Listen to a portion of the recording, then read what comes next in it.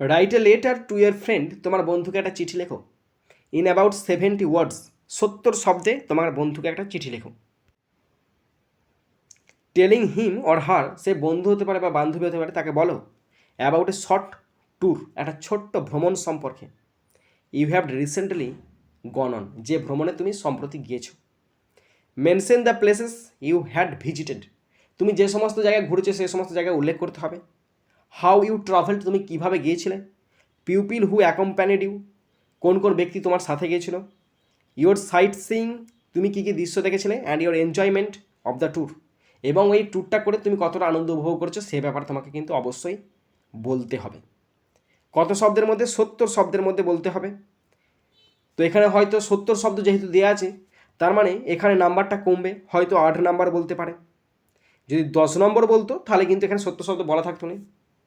তার মানে যাই বলুক না কেন, তোমাকে একটা একটা অ্যারাউন্ড তোমাকে 100 শব্দের মধ্যে লিখে আসতে হবে। আর এখানে আমি এই লেটারটি 122 শব্দে রেডি করেছি, তোমরা ভালো করে শোনো আর দেখো। যেহেতু এটা বন্ধুকে চিঠি, তার মানে হচ্ছে ইনফর্মাল লেটার। আর ইনফর্মাল লেটার লেখার নিয়ম তোমাদের সবারই জানা আছে, না আমি দেখিয়ে দিচ্ছি, তোমরা ভালো করে শোনো আর দেখো। আর এই লেটারটি ক্লাস 7-এর lesson 1 the book of nature, page 16, activity 14 বিয়েতে দেওয়া আছে, তোমরা দেখে নিতে পারো।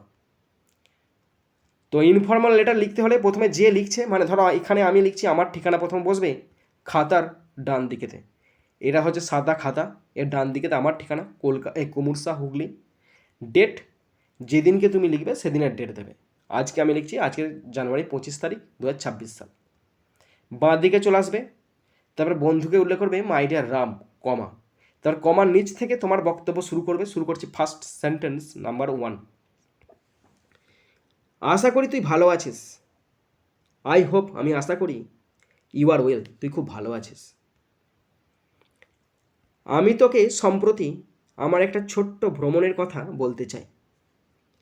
আই ওয়ান্ট, আমি চাই, টু টেল ইউ, তোকে বলতে, অ্যাবাউট এ শর্ট ট্যুর, একটা ছোট্ট ভ্রমণ সম্পর্কে। আই ওয়েন্ট অন, আমি যেটাতে গিয়েছিলাম রিসেন্টলি, মানে সম্প্রতি। এটা খুবই আনন্দদায়ক ভ্রমণ ছিল।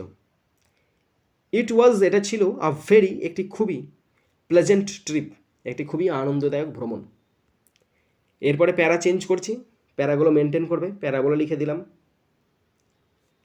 Mention the places you had visited, আমি দার্জিলিং এবং কালিম্পং ভ্রমণ করেছি।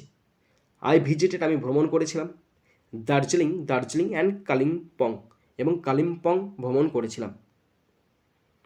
হাউ ইউ ট্রাভেলড, আমি সেখানে ট্রেনে এবং তারপর গাড়িতে গিয়েছিলাম।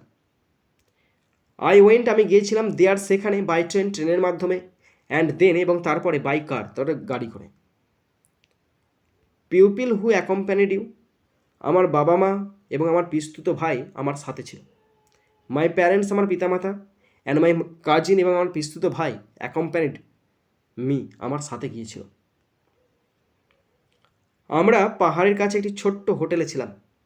উই স্টেড, আমরা ছিলাম, ইন এ স্মল হোটেল, একটা ছোট্ট হোটেলে, নিয়ার দ্য হিলস, পাহাড়ের পাশে। Your sightseeing and your enjoyment of the tour, আমি চা বাগান এবং স্থানীয় বাজার পরিদর্শন করেছি। মানে আমরা করেছিলাম, তাহলে উই ভিজিটেড, আমরা পরিদর্শন করেছিলাম টি গার্ডেন্স, চা বাগান, অ্যান্ড লোকাল মার্কেটস, এবং স্থানীয় বাজার। আমরা সুন্দর পাহাড় এবং মেঘ দেখেছি। উই মানে আমরা, অলসো মানে আমরাও, মানে আমরা আরও দেখেছি বিউটিফুল মাউন্টেন, সুন্দর পাহাড় পর্বত, অ্যান্ড ক্লাউডস, এবং মেঘ। সূর্যোদয় খুব সুন্দর ছিল।